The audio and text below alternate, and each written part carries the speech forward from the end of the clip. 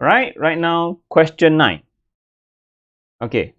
A hot air balloon at 300 Kelvin holds 0.98 mole helium molecules. Calculate the internal energy of the air in the balloon. Okay. So information we have. The temperature. Okay, the temperature, the number of mole. Okay, this is a helium. Helium is a monoatomic gas. So you must identify what type of gas first, yeah? So the type of gas will tell you the number of degree freedom. So helium is a monoatomic gas. Monoatomic gas only has 3 degree freedom, yeah? 3 degree of freedom. Now calculate the internal energy of gas. Internal energy of gas means the U. Okay, we need to find the internal energy U. Okay, so information I written down here. We have the temperature. Okay, temperature already in Kelvin. Make sure you the temperature must be in Kelvin. This chapter, all the temperature must be in Kelvin. Okay, must be in SI unit. Yeah, because it concerns only one temperature. So temperature in Kelvin. Okay, no need to change already in SI unit. So number of mole. And helium is a monoatomic gas, only has 3 degree freedom. Okay, so what's the internal energy? Internal energy of gas is actually the total kinetic energy of gas. So it asks for the internal energy is the same as the total kinetic energy of gas.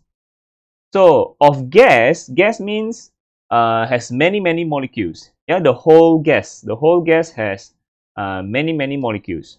So it has the total of n molecules, big N. Okay, it has total n molecules. So to find the kinetic energy total of the whole gas, okay, we start from the energy for 1 degree freedom, which is half kT. Okay, half kT is the energy for 1 degree freedom, and then multiply F, multiply N. Okay, because got n molecules. Okay, so after that we got what? What do we get? After multiply, we will get the formula for total kinetic energy or internal energy is F over 2 NKT after we multiply. Okay, after we multiply. So, however, do we have the big N? Do we have the big N? Do we have the big N? We don't have the big N. But if you want to use this formula, big N, you can find the big N using, the N is equal, we have the number of mole, isn't it? We have the number of mole. So to find the big N, we use the number of mole multiplied by the Avogadro constant. We use the number of mole, 0.98, multiplied by the Avogadro constant. That means we can use 0.98 multiply Avogadro constant is 6.02 exponent 23. Then we get the total n atoms. Okay, total n atoms. All right. Okay, that is one way. After we got n, we just substitute here. And then we can use this formula to find the internal energy. Okay, but I more prefer using the other equation, which is F over 2 nRT. It's the same. You will get the same answer. But why I like to use nRT? Because I can straight away use the number of mole. I no need to find the total molecules. I just use the number of mole and I straight away find the internal energy. Why you can substitute NKT become nRT? Yeah, I already explained this in my lecture.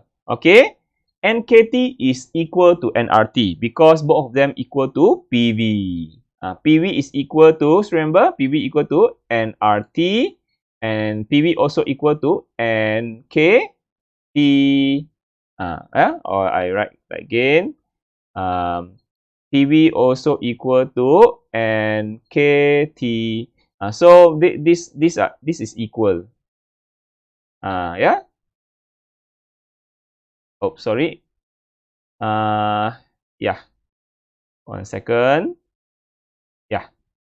So, so PV is nRT, PV also NKT. So nRT is the same as NKT. So since the formula I got is NKT, I can substitute NKT with nRT. Then I can use the number of mole straight away. Okay? Okay, now let's continue using this formula, yeah, nRT. Okay. So how many degree freedom we have for this type of gas? What is the value of F?